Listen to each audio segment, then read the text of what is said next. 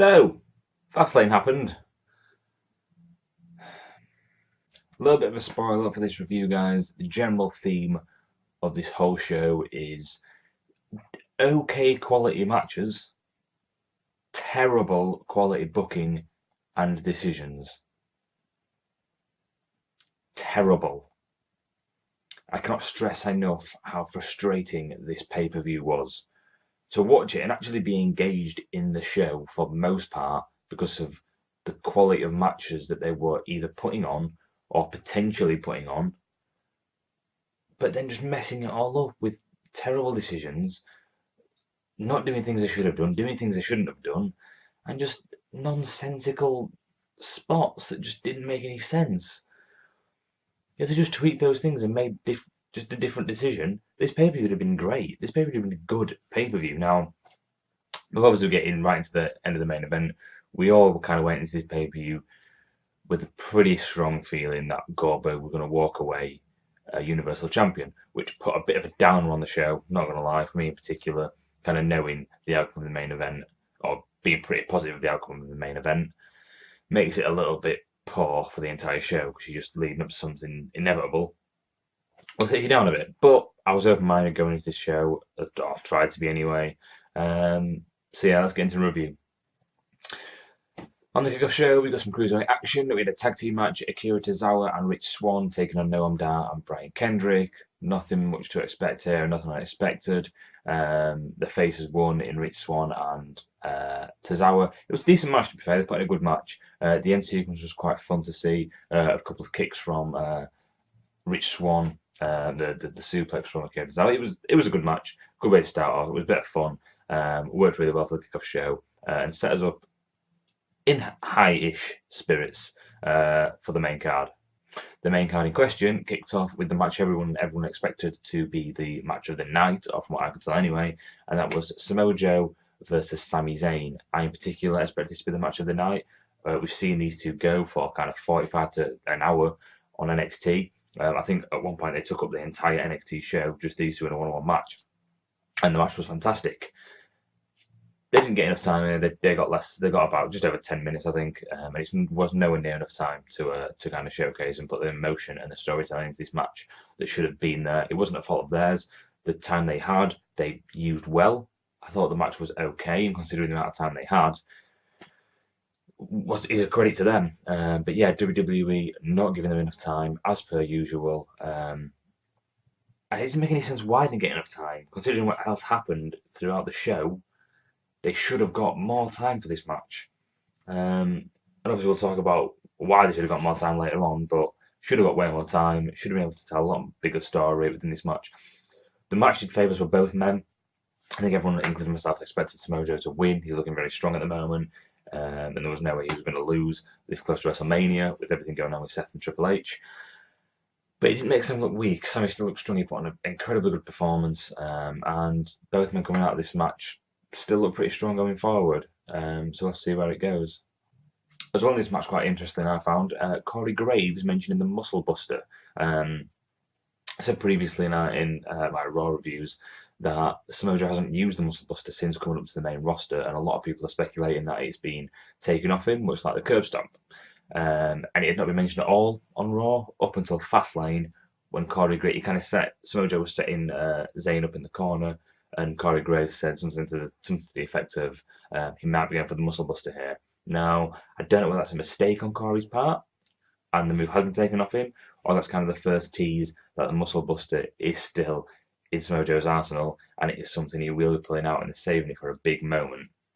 Hopefully, in my opinion, I hope the latter, although it is a dangerous move, so we'll have to see. I wouldn't mind either way, because like I said, it's a dangerous move. I wouldn't want to see anyone get injured again like Tyson Kidd did through that move, so we'll have to wait and see where that goes as well. But yeah, definitely a bit of an intrigue to that from Corey Graves. Next up, the tag team titles, the club defending against Enzo and Cass. I said in the Raw review how much I wasn't looking forward to this match. Don't feel like Enzo and Cass deserved it at this juncture. But then they came out, they cut a classic Enzo and Cass promo, back to what they usually like, and back to their good side. Enzo slaying it on the mic, just like old times last year. And yeah, the club come out. The match they put on was a decent match. Like I said, the quality of matches I thought on the whole pay-per-view was more or less very, very good. The match itself was great. Um, Club picking up the win, as I predicted. Staying strong as tag champions going to WrestleMania. Enzo and Cass might pick up the win at WrestleMania. I think they actually might now. Obviously, a lot of speculation about the Hardys and a lot of other things coming together. But at the moment, at this juncture, I think Enzo and Cass will get the titles at WrestleMania. Coming from this match, obviously they're getting the club getting quite a heel win with Gallows pushing Enzo's leg off the rope as he got the pin, as Anderson got the pin. So yeah, I don't think storyline's over. I'm glad Enzo and Cass didn't win because I feel like I do need a bit more of a build in this feud before they take the titles, but I think they will eventually. I look forward to seeing what happens on Raw between these two and how they continue the feud. Women's division next, Sasha Banks versus Nia Jax. I mentioned before how pointless this match felt. Felt like it was just thrown in there for no reason. Well, because the main event was going to be so short and they needed fillers. But it was thrown anyway. Sasha Banks versus Nia Jax, a rematch of sorts from Royal Rumble when Nia Jax won. I thought Nia Jax was going to win again. Sasha Banks has already got quite a build going into the supposed fatal four-way at WrestleMania. I feel like Nia Jax, so close to WrestleMania, needed a big win. Didn't get it. Sasha Banks getting up the roll-up pin. And I do feel like they're definitely heading towards the Sasha Banks heel turn. Getting a roll-up win, obviously what happened later on the night. When she got the roll-up win, she was straight out of the ring and straight up the ramp. So it's kind of teasing that. Nia Jax still looks quite strong, as she always does. Still want to see a little bit more from her before WrestleMania. Because if you go into WrestleMania, how I feel about her now, I'm not really going to expect much. Oh, now on to the part of the show where we turn into Monday Night Raw. What the hell, man? I'm going to get the next 5 minutes of this review are going to be just max frustration from me because what the hell? What the hell? So we get a backstage segment between Foley, Rusev, and Jinder Mahal. I've already said how much I hate Jinder Mahal. He needs to go. Like, someone show him the door and then kick him out of it and lock it behind him, please. He needs to go, but he's not. He's still there, getting time on the pay-per-view. His match later on, may I add, he got more match time than Kevin Owens.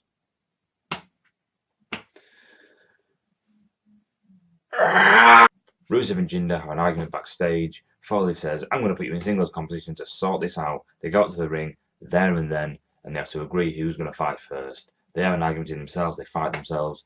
Jinder beats Rusev in this little fight they have, because that makes sense. Jinder gets the first fight against Cesaro. He loses, obviously. To be honest, I'm surprised they didn't make him win. I'm surprised they didn't make him win. Thank God Cesaro won that match. I was actually panicking throughout that match, thinking they were going to let Jinder Mahal beat Cesaro on a pay-per-view. But thankfully they didn't. Next up, Rusev versus The Big Show. A little bit better. Rusev got destroyed. 3 chokeslams and a pretty brutal knockout punch. It was great for The Big Show, don't get me wrong. Big Show looked awesome, not gonna lie. That knockout punch in the corner of the turnbuckle was great. I really enjoyed that. But just seeing Rusev get destroyed on pay-per-view, just not fun. I don't like seeing that. I want to see Rusev winning titles, not getting destroyed time and time again. Not good. This whole segment, absolute mess and absolute shambles. When people complain about your product so much, how they have the nerve to turn the pay-per-view into Monday Night Raw is beyond me. They cut Samoa Joe and Sami Zayn's match short so they could fit shit like this in.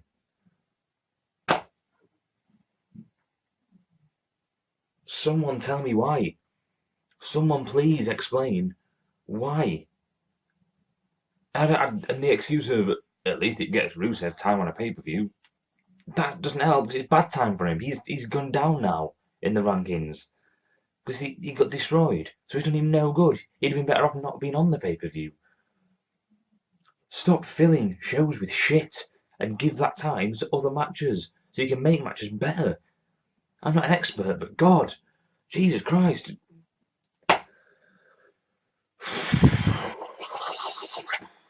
Next up, the match I thought was actually match of the night. I've had a few people say that. It was Neville versus Gallagher. I did actually say before that I thought this match was going to be great. These two can put on a great match. The characters work so well together. So that my previous predictions video.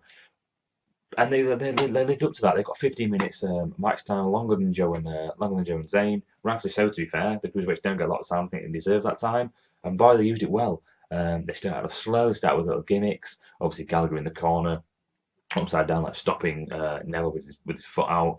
They started off slow, built up. All the spots made sense.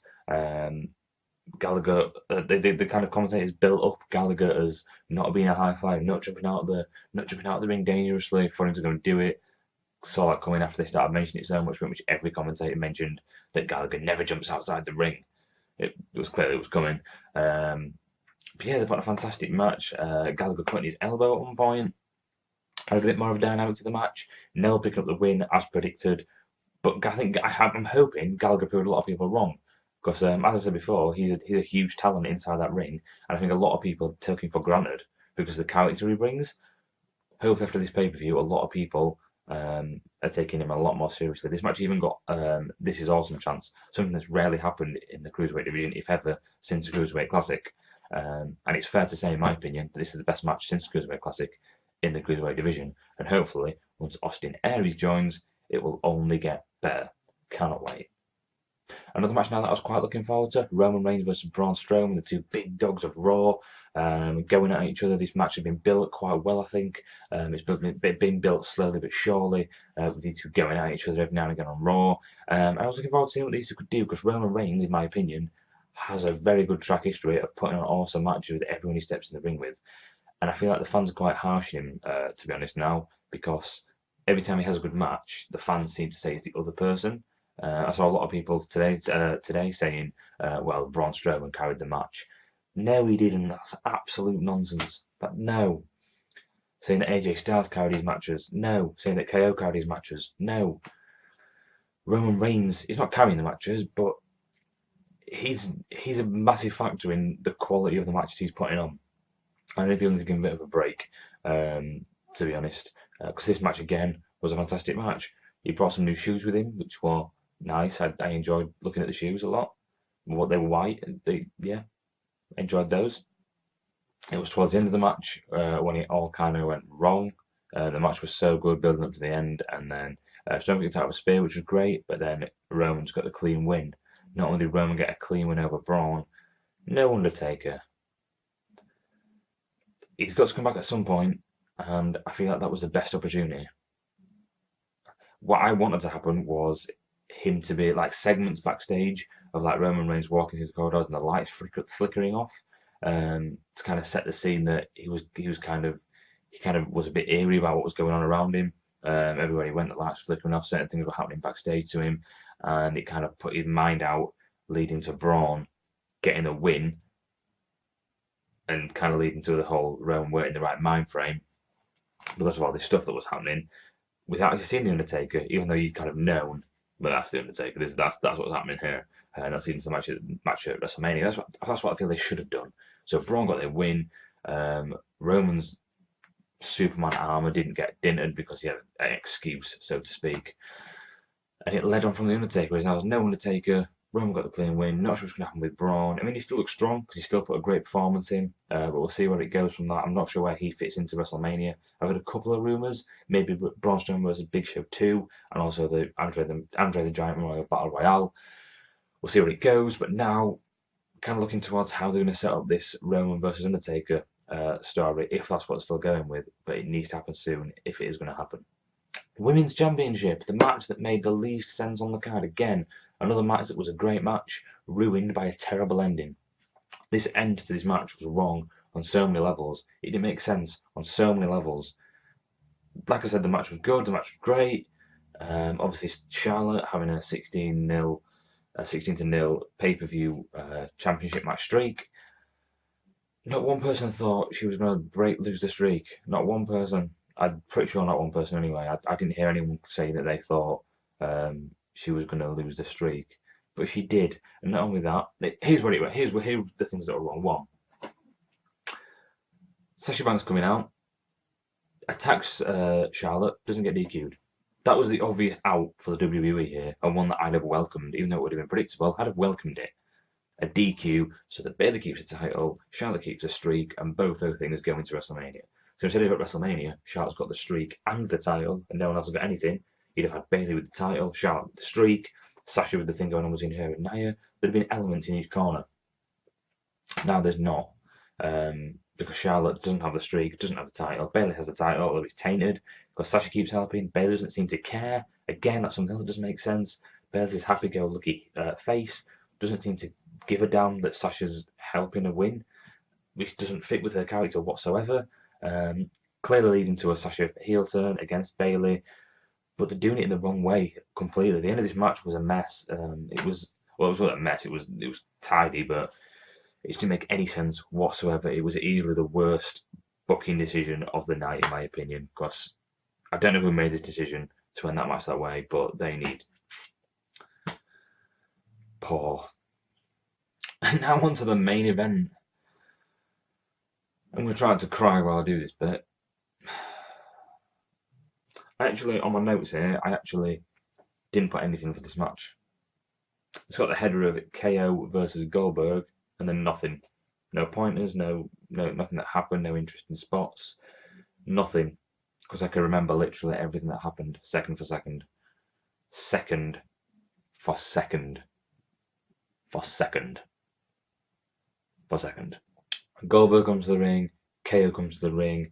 KO does his usual character work, kind of rolling out of the ring. I thought it was great. It made me cry even more because this guy deserves to be champion. He needs to be champion. I think his run hasn't been fantastic, but again, I think that's a little bit down to the booking. When he's been given the kind of freedom to speak and go on the mic and do what he does best, he's been fantastic, and we've seen it in the past month. And we saw that again at the start of the match, with him rolling out of the ring, playing games with GoldBerg, and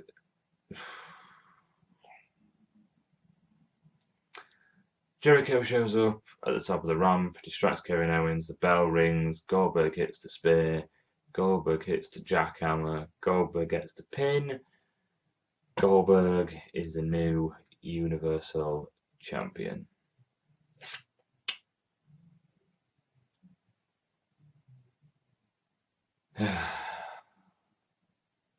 Just to put something in perspective that I saw on Twitter earlier, for the past 5 WrestleManias, I think it is, we've had the champions going in, or at least one of the champions going in. At 29, we had The Rock.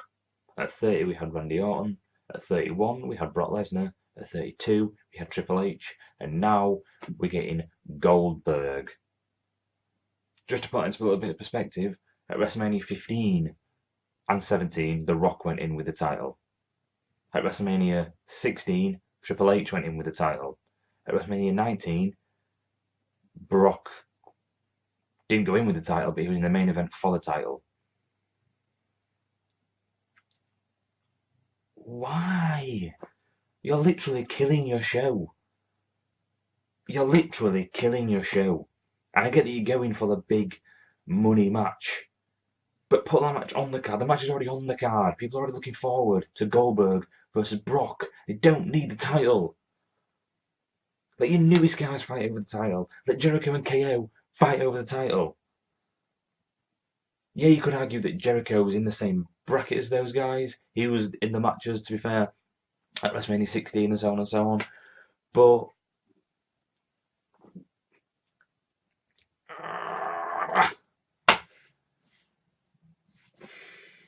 look, it's just frustrating. Like, I get it to a degree, I get it to a certain extent, but at the same time, I simply just don't. I'm sorry. I just don't. I get it, it's wrestling and it's storytelling, and it's not always the best wrestler that has the title, because then you'd always get what you want. And everyone has different opinions. I've seen plenty of people who were glad that GoldBerg won, but in terms of the show itself, especially when you look at that start of kind of champions going into the recent WrestleManias, they're picking the money match, but then what happens in 5 years' time when none of these part-timers want to be around anymore? You've not built up anyone to be credible in these matches. You kind of have to take the hit here and there to secure the future of a brand like this, of a show like this. And they're not doing that at all. These guys probably get paid millions of dollars to do this job and to make these decisions. And I feel like they're just not using their heads. It doesn't make any sense. Yeah, this match was poor. Obviously, it was like 20 seconds long. KO got squashed. Yeah, they let Jericho be a distraction, so it kind of gives him a little bit of credibility. But he still got squashed. Let's be honest, it was a squash match. That's all it was. And apparently, I've heard that it's because they don't want either one, they don't want Goldberg to get injured going into WrestleMania, or two, they want to make sure that everyone believes the hype going into WrestleMania, and that if he went for longer than 5 minutes, he'd be exposed as not as being a weak wrestler, so that people wouldn't be as entertained in the run up to WrestleMania. That's ridiculous. If that's the case, I'll be seriously pissed off because that literally says to me that WWE care more about our belief in a good quality match than an actual good quality match. They care more about us wanting to tune in than actually satisfying us when we do tune in, which is not how you run. Ugh. I'm getting really annoyed. I'm going to stop there. Guys, this pay-per-view was poor. It was really poor. Like I said, the quality of matches were good, often great in some cases, but the decisions, the outcomes, the results, whatever you want to call it, were nearly all poor. And the ones that weren't poor weren't interesting. I just no. I'm sorry. Poor, poor. I'm sure you can all tell where this is going. In terms of a grading for WWE Fastlane 2017, simply because of the poor booking decisions, the time that wasn't given to matches that should have been, the stupid fillers, and the fact that it turned into Monday Night Raw halfway through. WWE Fastlane 2017 gets the dullest pay-per-view in the game. Guys, thanks for watching. Sorry for the negativity again, but that's Raw for you. Why not? If not what you see, guys, please hit the subscribe button, hit the like button, leave your thoughts in the comments, and check back next week for reviews of Raw, SmackDown. I'm also working on a couple of superstar specific tribute videos that I'm really excited to show you guys. So check back for those. And other than that, I'll see you later for some more Run the Ropes.